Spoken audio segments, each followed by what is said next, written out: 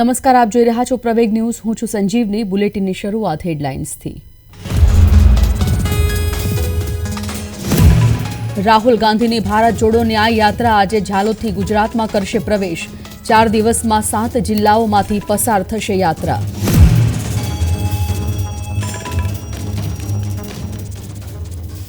કલમ 370 રદ થયા બાદ પહેલીવાર વડાપ્રધાન આજે જમ્મુ કાશ્મીરની મુલાકાતે. શ્રીનગરમાં અનેરો ઉત્સાહ.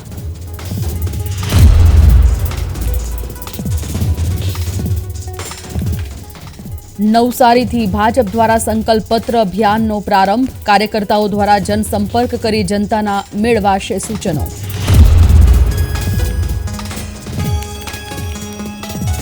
સુરતમાં ટીઆરબી જવાનની ઉત્કૃષ્ટ કામગીરી. બ્રિજ પર આપઘાત કરવા આવેલી હતાશ યુવતીનો બચાવ્યો જીવ.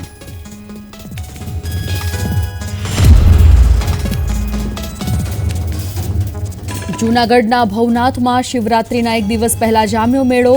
હર હર મહાદેવના નાદથી વાતાવરણ બન્યું ભક્તિમય.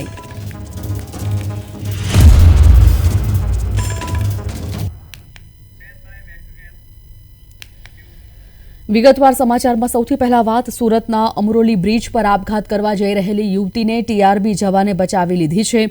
યુવતીને પ્રેમી પરિણીત હોવાની જાણ થતાં જ હતાશ થઈને આપઘાત કરવા બ્રિજ પર આવી હતી.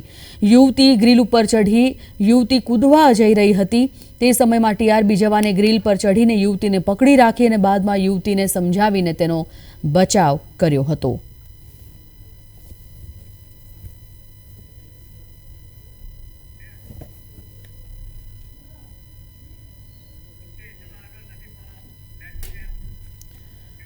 અમદાવાદમાં દાણી લીમડામાં ફ્લેટમાં અચાનક જ આગની ઘટના સામે આવી હતી, જેમાં 21 દિવસની બાળકીનું મોત નીપજ્યું છે. ખ્વાજા ફ્લેટમાં લાગેલ આગ પાર્કિંગથી લઈને 6ઠ્ઠા માળ સુધી પ્રસરી ગઈ હતી. આગ લાગતા 3 વ્યક્તિઓ દાઝ્યા છે, જેમાં ફ્લેટમાંથી 30 લોકોનું રેસ્ક્યુ કરવામાં આવ્યું છે. ઇજાગ્રસ્તોને એલજી હોસ્પિટલમાં ખસેડવામાં આવ્યા હતા.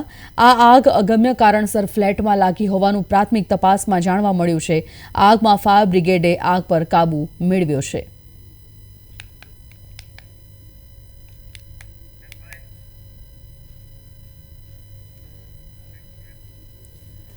વેરાવળમાં ગ્રાહકો સાથે છેતરપિંડી કરનાર પેટ્રોલ પંપ સીલ મારવામાં આવ્યું છે.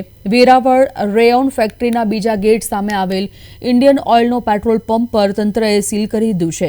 કલેક્ટર વિભાગમાં આ અંગે ફરિયાદ થતાં પુરવઠા અધિકારીની ટીમ પેટ્રોલ પંપ પર તપાસ કરતા સીલ કર્યું. તંત્રએ પહેલા ડમી 2 ગ્રાહકો મોકલ્યા. 1 લીટર મંગાવેલા પેટ્રોલમાં 20 થી 30 મિલીલીટર ઓછું અપાયું. આખરે 22 લાખની કિંમતનો પેટ્રોલનો જથ્થો સાથે પંપ સીલ કરવામાં આવ્યો હતો.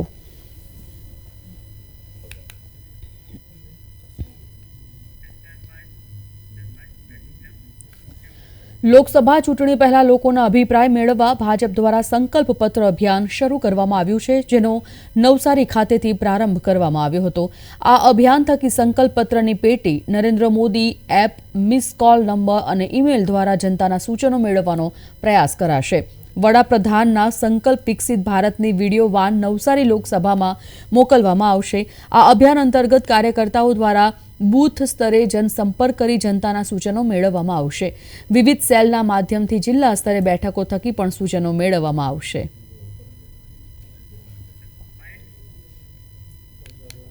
ચાર રીતે એ લોકો સૂચનો આપી શકશે. એક આ પેટી છે. આ પેટીમાં પોતે કાર્ડના માધ્યમથી પોતે જે પોસ્ટકાર્ડ લઈને અમારા કાર્યકર્તાઓ ઘર ઘર સુધી જશે, એમના સૂચનો લેશે અને પેટીમાં નાખવામાં આવશે. એક મોબાઈલ નંબર પણ લોન્ચ કરવામાં આવ્યો છે, 902024.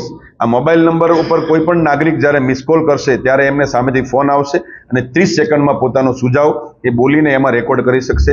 એ સિવાય નમો એપના માધ્યમથી પણ પોતે કોઈ પણ વ્યક્તિ એ પોતાનો સુઝાવ સૂચન રજૂ કરી શકશે. નવસારી જિલ્લામાં વિકસિત ભારત વિકસિત ગુજરાતની થીમ સાથે જલાલપોર, નવસારી, ગણદેવી, વાંસદા વિધાનસભા મત વિસ્તારમાં નારી શક્તિ વંદના કાર્યક્રમો યોજાયા હતા અને આ કાર્યક્રમને વડાપ્રધાન નરેન્દ્ર મોદીએ પશ્ચિમ બંગાળના બારાસત ખાતેથી અને મુખ્યમંત્રી ભૂપેન્દ્ર પટેલે પાટણ ખાતેથી નારી શક્તિ વંદના કાર્યક્રમને વર્ચ્યુઅલી સંબોધન કર્યું હતું. નારી શક્તિ વંદના કાર્યક્રમ અંતર્ગત રાજ્યભરની 13,000થી વધુ સ્વસહાય જૂથની 1,30,000થી વધુ મહિલાઓ ને રૂપિયા 250 કરોડથી વધુની સહાય વિતરણ કરવામાં આવી છે, જે અંતર્ગત નવસારી જિલ્લામાં સ્વસહાય જૂથની મહિલાઓને મહાનુભાવોના વરદ હસ્તે ચેક વિતરણ સાથે સન્માન કરવામાં આવ્યું. નું નામ છે જય સહજાનંદ સ્વામી સખી મંડળ. અમે 10 વર્ષથી હું સખી મંડળ ચલાવું છું. એમાંથી અમને ઘણા લાભો મળ્યા છે કે આજે બહેનોને સખી મંડળમાંથી જે લોનો આપે છે, જે સહાય આપે છે, એના થકી બહેનો પોતાના પગ પર ઊભી રહી છે, પોતે કામ કરી શકે છે અને પોતે મહેનત કરીને પણ કમાઈ શકે છે. અમને જે સખી મંડળ દ્વારા બધી જુદી જુદી તાલીમો આપવામાં આવે છે, તે પણ ફ્રીમાં, અને એ તાલીમો લઈને અમે ઘરે ગૃહ ઉદ્યોગ ચલાવીએ છીએ. અત્યારે અમે સખી મંડળમાં જે 10 બહેનો જોડાયેલી છે, એ બહેનો અમે પાપડી, પાપડ, વેફર બનાવીએ. પછી અત્યારે જે શેમ્પૂ છે, સાબુ છે, કેમિકલ વગરના, અને કપડાં ધોવાનો પાવડર છે, લિક્વિડ છે, એ બધું બનાવીને વેચાણ કરીએ છીએ. વિકસિત ભારત, વિકસિત ગુજરાત ને અનુલક્ષીને નારી શક્તિ વંદના કાર્યક્રમ માનનીય વડાપ્રધાન શ્રી નરેન્દ્રભાઈ અને માનનીય મુખ્યમંત્રી શ્રી ભૂપેન્દ્રભાઈ પટેલના વર્ચ્યુઅલ ઉપસ્થિતિમાં ગુજરાતના દરેક વિધાનસભા ક્ષેત્રોમાં લાખો મહિલાઓની હાજરીમાં આજે યોજાયો. નરેન્દ્રભાઈ મોદી સાહેબના નેતૃત્વમાં સમાજના છેવાડા, ગરીબ, અંત્યોદય મહિલાઓના ઉત્થાન માટે,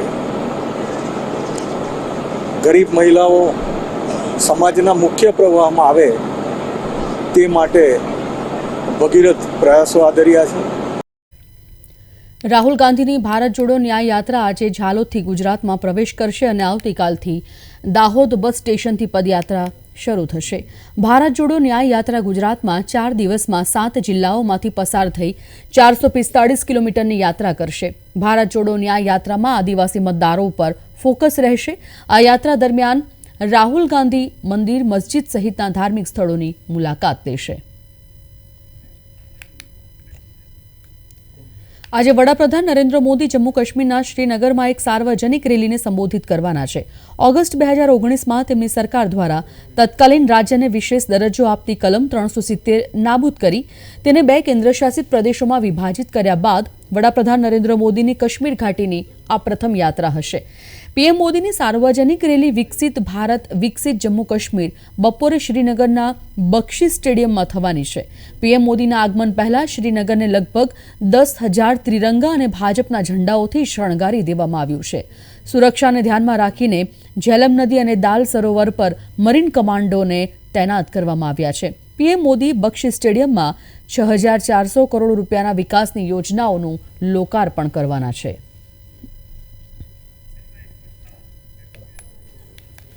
આજે વડાપ્રધાન નરેન્દ્ર મોદી જમ્મુ અને કાશ્મીરની મુલાકાતે છે, ત્યારે વડાપ્રધાનની મુલાકાતને પગલે શ્રીનગરના લોકો વધુ રોજગારની તકો, વધુ વિકાસ પ્રોજેક્ટ્સ અને ડ્રગ મુક્ત રાજ્ય બનાવવાની માંગ કરી રહ્યા છે. શ્રીનગરના લોકોનું માનવું છે કે વડાપ્રધાન તેમની આશાઓને પૂર્ણ કરશે. हमें पूरी उम्मीद है कि कल मोदी जी आ रहे हैं तो वो यहाँ कश्मीर के लिए और भी जो डेवलप के लिए और भी पैकेजेस जो दे देंगे यहाँ पे, जैसे यहाँ का यूथ भी मजबूत हो और यहाँ का हालात वो भी मजबूत हो, अच्छी हो, और आने वाला टाइम भी सब लोगों के लिए बेहतर रहे. But the main thing is drug abuse and unemployment. I think so he should focus on these things rather than for their developmental projects, because development it will always come. But the main thing is that the people are suffering because the unemployment rate is very high. ઉપરાષ્ટ્રપતિ જગદીપ ધનખર શુક્રવારે દક્ષિણના 3 રાજ્યોના 1 દિવસીય પ્રવાસ પર જશે. ઉપરાષ્ટ્રપતિના સચિવાલયે એક નિવેદનમાં જણાવ્યું હતું કે ઉપરાષ્ટ્રપતિ ધનખરની મુલાકાતનો કાર્યક્રમ બેંગાલુરુમાં ISRO satellite integration and testing એસ્ટાબ્લિશમેન્ટની મુલાકાત સાથે શરૂ થશે. ઉપરાષ્ટ્રપતિ ધનખર ત્યાં ભારતીય અવકાશ સંશોધન સંસ્થાના વૈજ્ઞાનિક સમુદાય સાથે ચર્ચા કરશે.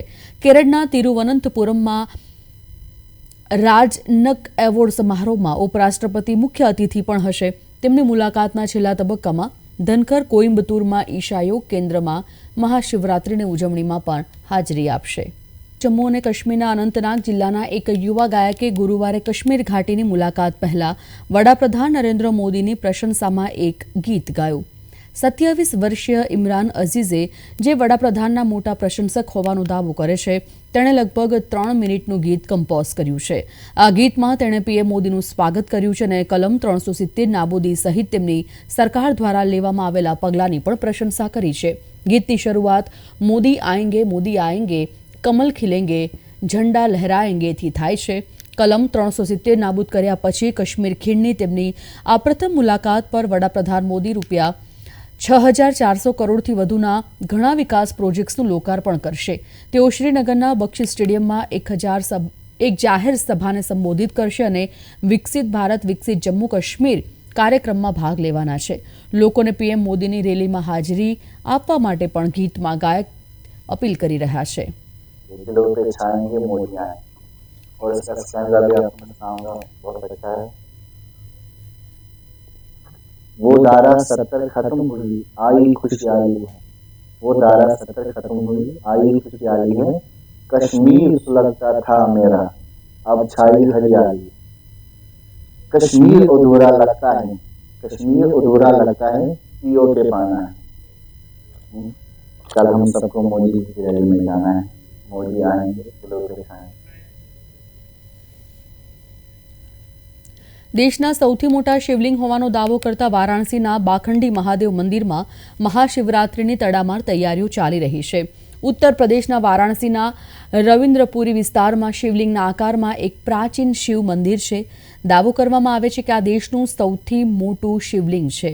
મંદિરના અધિકારીઓનું કહેવું છે કે આ 2 સદી જૂના બાખંડી મહાદેવ મંદિરનું નિર્માણ બાખંડી સાધુ બેલા આશ્રમ દ્વારા કરવામાં આવ્યું હતું અને તે પરંપરાગત શૈલીથી અલગ છે. શિવલિંગના આકારમાં અનોખું મંદિર 50 ફૂટ લાંબુ છે અને તેનો વ્યાસ 30 ફૂટથી વધુ છે. ભક્તોનું કહેવું છે કે મંદિરમાં પૂજા કરવાથી તેમનું મન શાંત રહે છે. જેમ જેમ મહાશિવરાત્રિ નજીક આવે છે તેમ તેમ બાખંડી મહાદેવ મંદિરની રોનક વધી જાય છે. લોકો પૂરી ભક્તિભાવ સાથે ભગવાન મહાદેવની પૂજાની તૈયારી કરતા જોવા મળે છે. મહાશિવરાત્રિનો તહેવાર ભગવાન શિવ અને દેવી પાર્વતીના લગ્નની ઉજવણી માટે કરવામાં આવે છે. बहुत विशाल मंदिर है और हम हर महाशिवरात्रि पे यहाँ पर आते हैं. यहाँ पे शिव जी का मंदिर है जहाँ पे आने के बाद बहुत शांति और सुकून मिलता है. मंदिर देखने में कैसा लगता है? बहुत सुंदर है, बहुत सुंदर है. सुंदर देखने में शिवलिंग के प्रकार का है इसलिए बहुत सुंदर लगता है. ये बनारस का बहुत ही प्राचीन मंदिर है. ये काफ़ी साल पुराना मंदिर है. ये शिवालय में आप अगर पूजा करते हैं तो आपको बहुत ही ज़्यादा मतलब शिव जी की कृपा होती है. शिवरात्रि की हम लोग जो तैयारी है, हम लोग शिव जी के जो भी चीज़ें पसंद है जैसे दूध, दही, घी, चीनी, शहद, इन सब से तैयारी कर रहे हैं. और अगर आपके जीवन में बहुत ही ज़्यादा दुश्मन है तो आप कड़वा तेल भी शिव जी को अर्पित कर सकते हैं. शिव जी को भांग, विभूत बहुत ही ज़्यादा पसंद है, आप वो भी अर्पित कर सकते हैं. संस्था जो है बाबा बनखंडी की है. इसमें 200 साल पहले ये स्थापित की गई थी. पहले पाकिस्तान सखर में था, हिंदुस्तान तब पाकिस्तान और हिंदुस्तान का वही मतलब था. बाबा बनखंडी ने घोर तप किया. 1818 में उन्होंने साधु बेला स्थापित की. इसकी विशेष अलग अलग ब्रांचेस है. इस मंदिर में हर त्यौहार मनाया जाता है. शिवरात्रि, श्रावण का, गणपति का, नवरात्र पर्व, देव दिवाली, हर त्यौहार. મધ્યપ્રદેશના ઉજ્જૈનમાં મહાકાલેશ્વર મંદિરમાં મહાશિવરાત્રિનો તહેવાર 9 દિવસ સુધી ઉજવવામાં આવે છે. પરંપરા અનુસાર 9 દિવસ સુધી શિવલિંગને અલગ અલગ સ્વરૂપમાં શણગારવામાં આવે છે.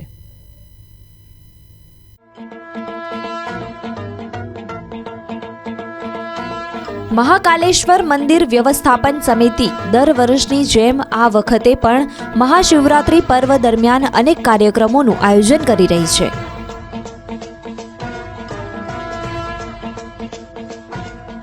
महाशिवरात्रि पर्व भगवान महाकालेश्वर के मंदिर में विशेष रूप से मनाए जाते हैं. उसी के अंतर्गत नवरात्रि बनती है. पूरे 12 ज्योतिर्लिंग में महाकालेश्वर के नवरात्रि बनती है. नवरात्रि में विशेष प्रकार के श्रृंगार किए जाते हैं, नए नए वस्त्र पहनाए जाते हैं. भगवान महाकालेश्वर को रोजाना रुद्राभिषेक होता है. મહાકાલ મંદિરના પૂજારીના જણાવ્યા અનુસાર 5 માર્ચે શિવલિંગને ભગવાન મન મહેશ્વરના રૂપમાં શણગારવામાં આવ્યું હતું.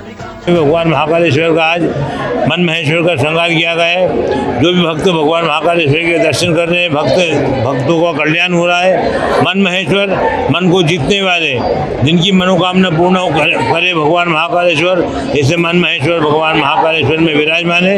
सबका कल्याण हो। जय महाकाल। ભગવાન મહાકાલ 9 દિવસ સુધી અલગ અલગ રૂપોમાં ભક્તોને દર્શન આપે છે। આ પ્રસંગે લાખો ભક્તો મહાકાલના દર્શન કરવા આવે છે। બ્યુરો રિપોર્ટ, પ્રવેગ ટીવી।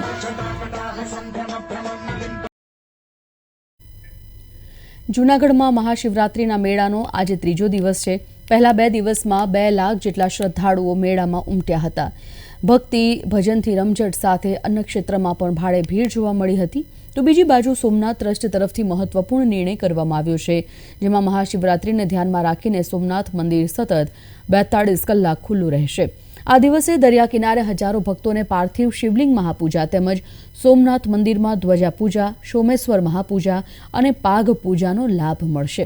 આ ઉપરાંત મહાશિવરાત્રિના દિવસે સાંજે 6.5 કલાકે ઐતિહાસિક ગાથાને ઉજાગર કરતી જયતુ સોમનાથ સંગીત નાટિકા યાત્રિકો માટે આકર્ષણનું કેન્દ્ર બનશે।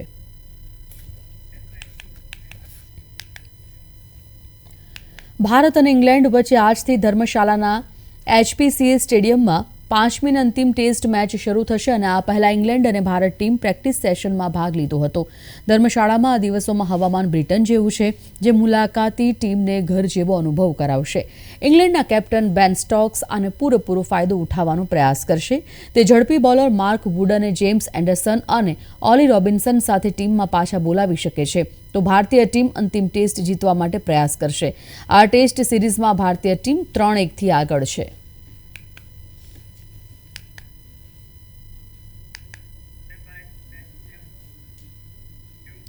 ભારત અને ઇંગ્લેન્ડ વચ્ચે 5 ટેસ્ટની શ્રેણીની 5મી અંતિમ મેચ 7 માર્ચે ધર્મશાળામાં રમાશે। રોહિત શર્માની આગેવાની હેઠળની ભારતીય ટીમે 3-1થી શ્રેણી જીતી લીધી છે। આ પછી પણ તે ધર્મશાળા ટેસ્ટને હળવાશથી નથી લઈ રહ્યા। ભારત અને ઇંગ્લેન્ડ વચ્ચે ચાલી રહેલી ટેસ્ટ શ્રેણીની 5મી અને અંતિમ મેચ પહેલા ધર્મશાળામાં ટિકિટ ખરીદવાનો ઉત્સાહ ચરમસીમાએ હતો। સ્ટેડિયમની બહાર મેચની ટિકિટ ખરીદવા લોકોની લાંબી લાઈનો જોવા મળી હતી। લાંબી લાઈનોના કારણે ચાહકોને ટિકિટ ખરીદવામાં મુશ્કેલીનો સામનો કરવો પડ્યો હતો। વિદ્યાર્થીઓ માટે ઓછા ભાવે ટિકિટની જોગવાઈ છે, તેથી વિદ્યાર્થીઓએ તેમની શાળાના આઈડી કાર્ડ બતાવીને ઘણી ટિકિટો ખરીદી હતી। જો કે કેટલાક ચાહકો એવા હતા જેઓ ટિકિટ खरीदी शक्या नहोता। काफ़ी एक्साइटेड है मैच के लिए, काफ़ी देर वेट किया, बहुत ज़्यादा भीड़ है। और स्टूडेंट आईडी पे तो हमें 100 की मिली टिकट, वैसे प्राइस तो मुझे नहीं पता, लेकिन स्टूडेंट आईडी पे 100 की मिली है। और बहुत लंबी लाइन है, काफ़ी है, देख सकते हैं आप भीड़, काफ़ी ज़्यादा भीड़ है, थोड़ी सफोकेशन वाला हुई है अभी, लेकिन मिल गई टिकट। बहुत स्ट्रगल करना पड़ा, स्ट्रगल की तो हम बात ही नहीं कर सकते हैं। सुबह 12 बजे से यहाँ खड़े हुए थे, तो बाद में पता लगा कि कॉलेज आईडी पर मिलेगी फ्री, कॉलेज आईडी पर हाफ रेट में मिल रही थी, तो काफ़ी स्ट्रगल करना पड़ा। फिर हमें प्रिंट आउट निकलवानी पड़ी, तो मतलब काफ़ी देर यहाँ खड़े रहकर धूप में खड़ा रहना पड़ा, फिर उसके बाद जाकर टिकट्स मिली हैं। It was very easy to get them off Paytm, the app. Bought them, picked them up down there, only waited a few minutes to get them. So very excited for the match. We're going to go to 3 of the days.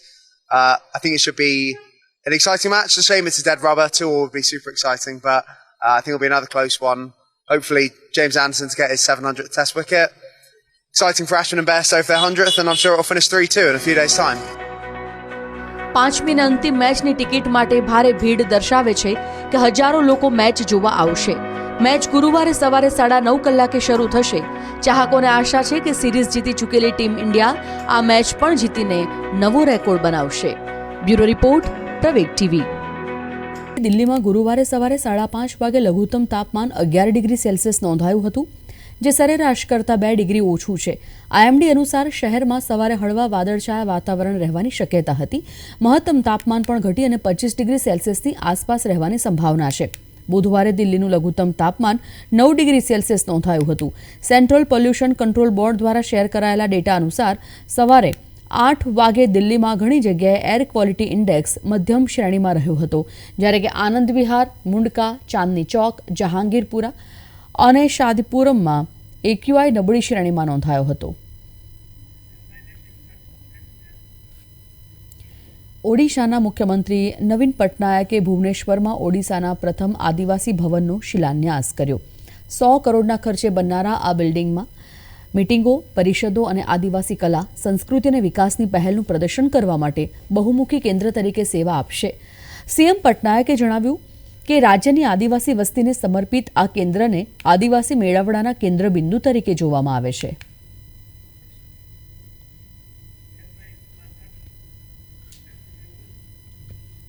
બિહારના બેગુસરાયના બાગવાન ગામની રહેવાસી ઉષા કુમારીની આજીવિકાનું મુખ્ય સાધન મશરૂમની ખેતી છે અને આ મહિલાએ આર્થિક સંકળામણમાંથી બહાર આવવાના પ્રયાસમાં પોતાના ઘરમાં મશરૂમની ખેતી કરવાનું શરૂ કર્યું હતું.